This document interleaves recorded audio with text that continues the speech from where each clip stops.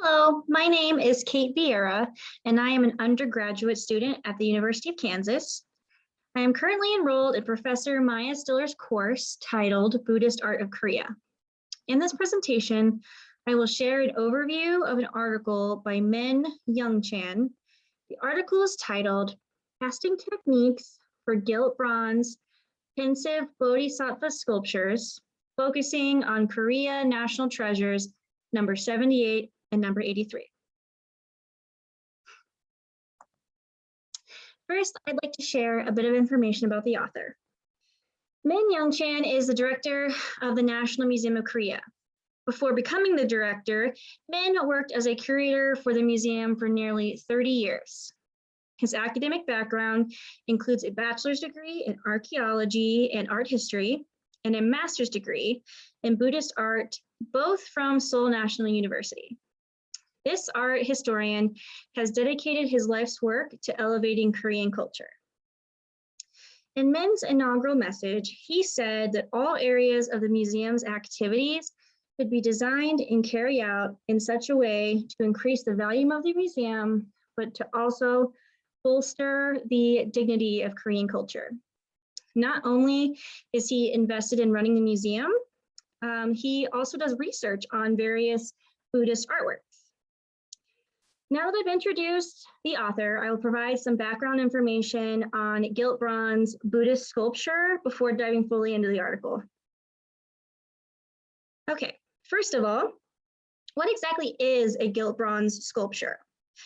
In very simple terms, such sculptures are created by first casting a form out of bronze. Then a thin coating of gold is applied to the surface, which is called gilding. Gilt-Bronze Buddhist sculptures have been created since the 1st century CE in Japan, Korea, China, India, and Central and Southeast Asia. Essentially, wherever Buddhism was being practiced, such sculptures were created. The oldest existing Gilt-Bronze Buddhist sculpture was likely created in the 1st century CE, and it was found in what is now Afghanistan. Generally, Gilt-Bronze Pensive Bodhisattva sculptures have been produced in the same methods as Gilt-Bronze sculptures of Buddha. However, the Pensive Bodhisattva sculptures required more advanced casting techniques because of the more complex pose of the figure. Let's see, Pensive Bodhisattva sculptures show a Bodhisattva seated in a meditational pose with the fingers grazing the cheek and the leg rested horizontally over the other knee.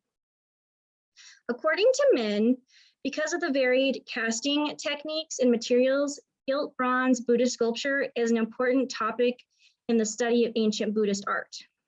Next, I will jump into the main argument of the article.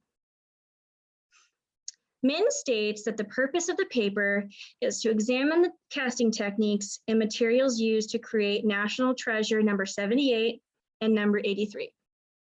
He was able to confidently confirm that both Pensive Bodhisattva sculptures were created using the lost wax casting technique with core pens. Through expansive analysis, Min discovered that National Treasure number 78 features several defects, while National Treasure number 83 is nearly perfect and was created using advanced casting techniques. Although National Treasure number 78 has casting defects, both sculptures are considered two of the finest examples of ancient Korean Gilt-Bronze Buddhist sculpture. Lastly, Min discovered that the two sculptures show differences in the modeling of the inner core and the sculpting of the wax, despite being cast with the same method. Okay, so to substantialize his main argument, Min utilized various methods for providing evidence. He noted in the article that there are some questions that cannot be answered by naked eye visual analysis alone. So, to fully discover the techniques used to create the two sculptures, Min used non-destructive scientific analysis, which includes X-ray fluorescence, 3D scanning, and Y-ray radiography for viewing interior structures. You can see an example of a Y-ray radiograph on the screen to the right. The evidence he provided was a thorough description of exactly how the sculpture was created, which I will explain in detail after briefly reviewing some terminology. Okay, so to start, piece mold casting is a technique in which a solid form is first created with clay. Then a release agent is applied to the surface and a layer of clay is added. The surface layer of clay is gently cut away once dry, which is when the release agent really helps. The main clay core is cleaned up and the secondary clay layer that was cut away is reassembled around the core, acting as a casting mold. Spacers are then placed in between the main clay core and the reassembled casting mold to create an even gap in which molten bronze will be poured. Once the bronze is cooled, the clay casting mold is removed and the gilding process can begin. According to men, this casting technique is most often used to create large sculptures or those with simple structures. Next, we have lost wax casting. So that is when a clay inner core is coated in wax, and then the details of the figures are carved and sculpted out of the wax. Then the wax is covered with a layer of clay to create the casting mold, which is similar to piece mold casting. Next, iron pins are inserted through the wax to the core to act as spacers that hold everything in place.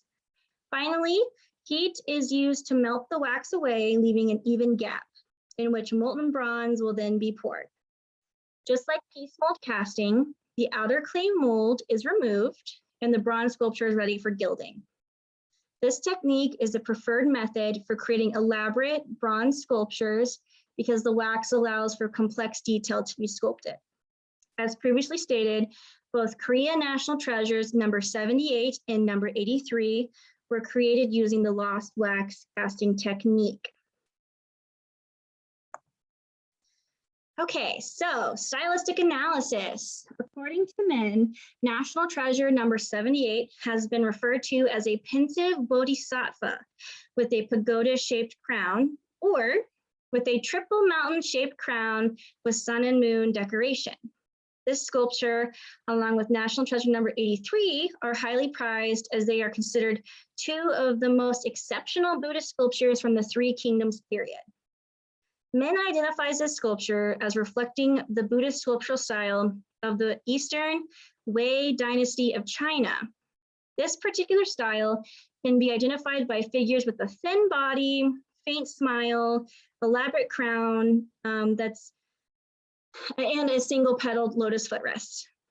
Min writes that, in particular, the elaborate crown is adorned with simplified designs of natural elements, animals, and plants, including the sun, crescent moon, birds' wings, and foliage.